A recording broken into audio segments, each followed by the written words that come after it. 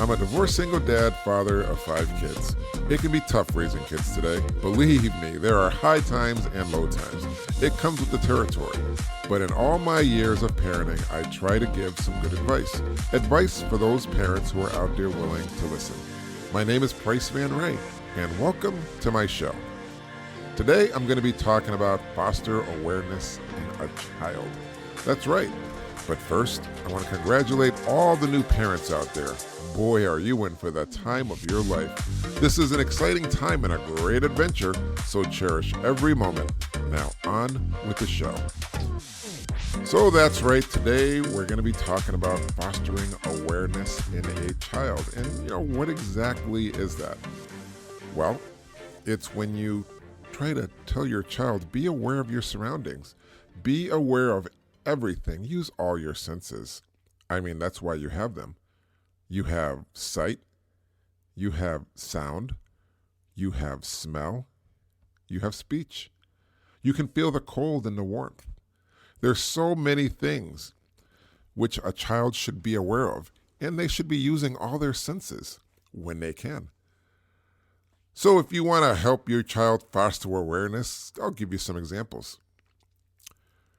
You could say, notice how these rocks are slippery. That's right. So if you notice, tell your child when you're at a lake or you're hiking and the rocks are slippery, you say, hey, listen, be careful where you step and how you step, because you may, slip and fall. You don't want that to happen. So you have to make sure everything you do, you're aware of. If you're going to walk on slippery rocks, you have to be aware you could slip and fall. Or that branch is strong, but if you climb that tree, is it strong enough to carry your weight? Well, we don't know. But you have to be aware of things like that. If your child chooses to climb a tree, and they climb very high up in a tree, and then they get on a branch that does not hold their weight, they could be in some serious trouble. Foster awareness. Tell your child you have to be aware of stuff like this. Then you have to problem solve it too. Foster and problem solve. Let's say you're walking and taking a hike and you see a strange looking plant. Your child may want to touch it, but you don't want to flip out and start screaming. Relax and say, hey, honey, do you see the poison ivy? Your child might not even know what poison ivy is because they've never seen poison ivy. They have no idea what poison ivy is. They don't know what it can do to you. And some of us who are allergic to poison ivy know it will break you out. No matter where you touch, you're going to be broken out. You have to put medicine on it, and it's very uncomfortable as well as itchy. Poison ivy is something you definitely want to tell your child, but you want to tell them, be aware. This is one of the things you don't want to touch. Poison ivy, poison oak. You definitely don't want to tell your child to pick wild mushrooms. If you don't know which mushrooms are poisonous, don't touch them. Stay away from them. Do you see your friends nearby? Well, that's a good thing. If you see your friends, you're aware that they're nearby because you can see them. Yes, you can. Friends are good to have. This is most definitely true. And you want to foster that awareness. Your child probably doesn't know that their feet and legs can do many things. Tell your child, try moving your feet carefully. Try moving your feet quickly, like you're running. Try jumping and see how strong they are. Are you aware that your feet could do things like this? That your legs were that strong? That you had this kind of agility? Fostering awareness in a child, they need to know and be aware what they can do, what their bodies can do, what they can experience. It's the most amazing thing. I mean, take it from me. You need to know what you're capable of, what you're not capable of, but you need to foster that awareness. I mean, before I was saying these rocks are slippery. Instead of be careful, explain to them, hey, these rocks, there's something on them. They're wet. There's moss on them. There's weeds. There's grass. There's something. But be aware. Be aware that every step you take out here in the forest, out in the world, you got to be careful. Foster that awareness. When you use your hands, your feet, your arms, your legs, I mean, like I said, your feet and your legs aren't the only things you should be aware about. Your arms, they can lift so much, and your fingers can grab so many things, give you so much support. It's unbelievable. What an amazing thing. When you're aware, right? I remember when I took my kids, when they were very young, to a lake. We had to walk down this little hill. I think it was the dinosaur tracks. So we walked down this gravel pit, and you got to be very careful when you're walking. I don't remember slipping or falling, but I'm pretty sure my kids were so excited that one of them slipped and fell. But thank goodness they didn't get hurt. They just got right up. And when we got to the bottom of the dinosaur tracks, we had to cross the railroad tracks. Then we got to the water. And I said, listen, can you hear that? Can you hear the water? Be aware of your surroundings. I'm trying to foster awareness in you guys. Listen very close. Close your eyes. Hear the wind in your ears. Hear the water. Hear the singing of the birds in the distance and the wind. Just a gentle wind on your skin and your face. It's really amazing when you take the time to just be aware of everything that's going on. There's so many tiny little things in life people miss because they not only don't concentrate, but they aren't aware of what's going on. They don't recognize their surroundings. Many people just go through life, they just walk from one point to the other. When they drive, they just see one spot to another, and that's it. But who would have known? There's so much more.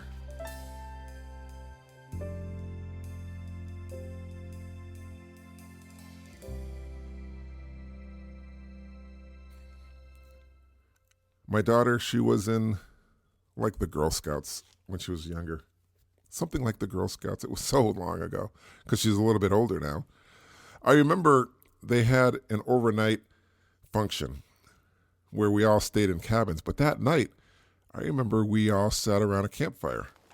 And it was great, this huge, rushing, roaring campfire in the middle of this camp. And what was amazing was you could feel the heat from the fire. You could hear the crackling of the wood. And I told my daughter, you see that? Do you feel it? Do you hear it? Do you hear it? Oh, the smell of the fire can bring you back to so many memories.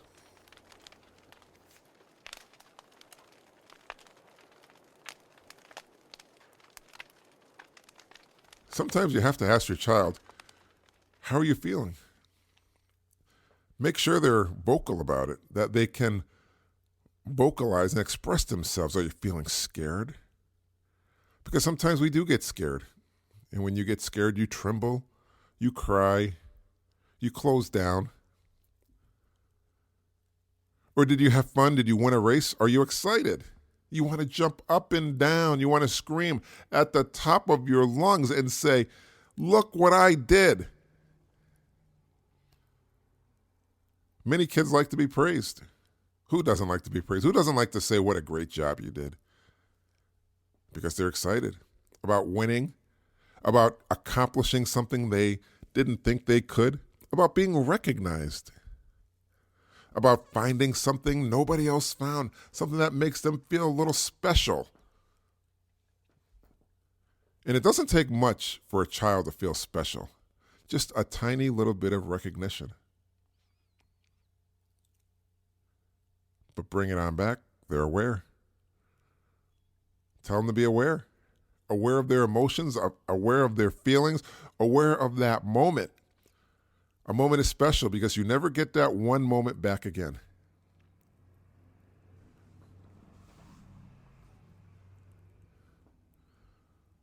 A moment in time is very special.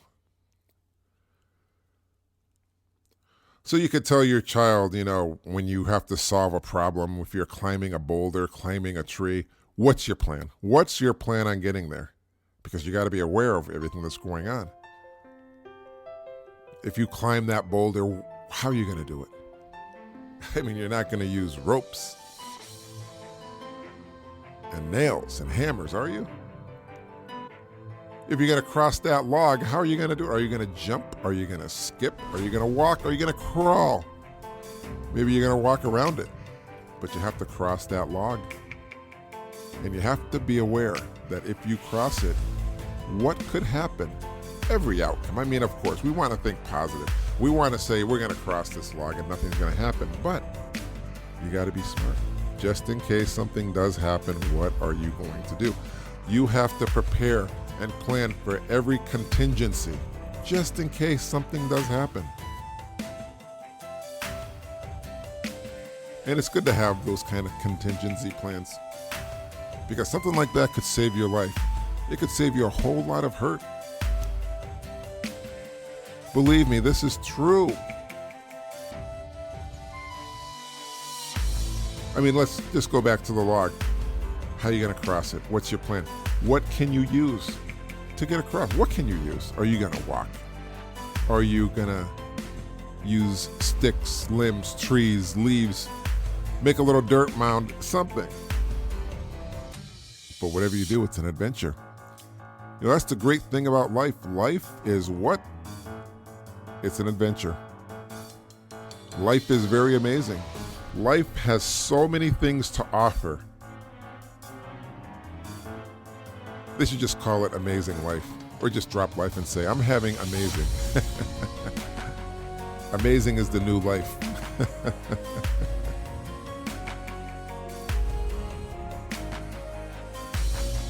If your child's climbing that boulder, that rock, where will you go? Where will you put that rock? How will you climb that tree? It's just simply amazing.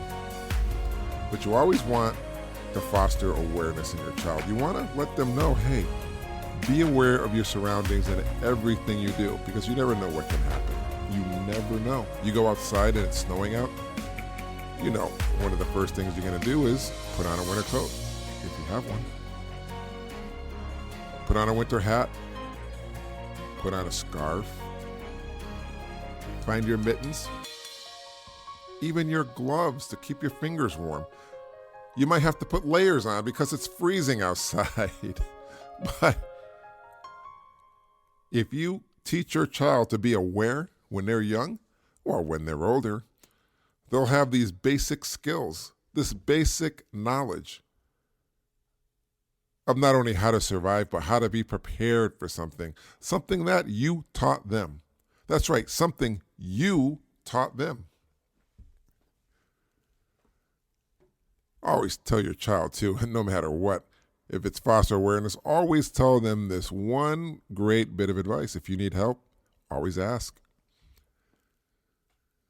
There's always somebody there willing to help you if you ask for help. But foster that awareness in your child. And there's many ways you can say it. The trick is to do it. Now, it's story time.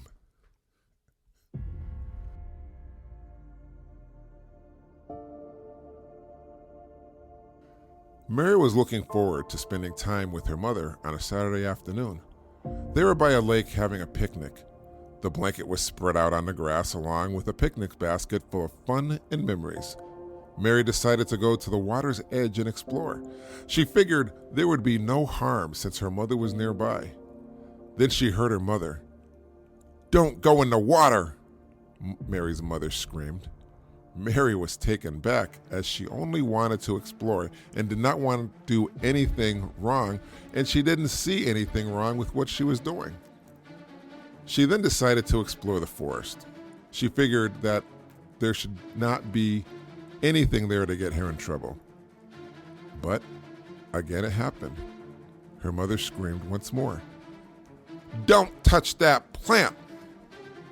Mary was becoming more confused and didn't know what to do. She was just about to smell the flowers when again she heard her mother scream, "Don't smell that thing!" Mary was now confused as well as upset. She went back to sit on the blanket and started to cry. She didn't know what she had done wrong to make her mother yell at her. Her mother realized maybe she was a little too harsh and didn't explain why she was yelling, because her mother only wanted to foster awareness in her. She apologized and then took her daughter by the hand and went to the water's edge to explore. As a parent, we all want our kids to be aware of their surroundings. That is what kids are, curious. There is a need in them to explore and see the world.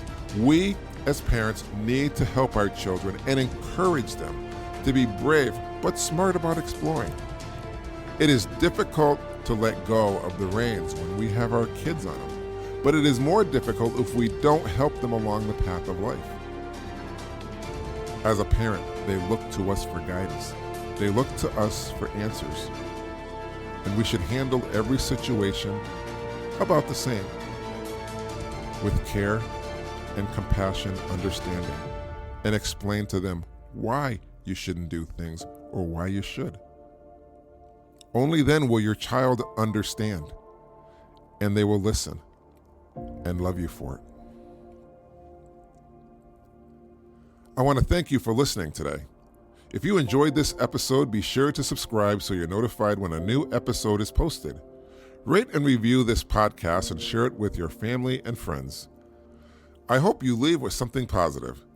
I will see you next time here. And remember this one last bit of advice. Tomorrow is never promised.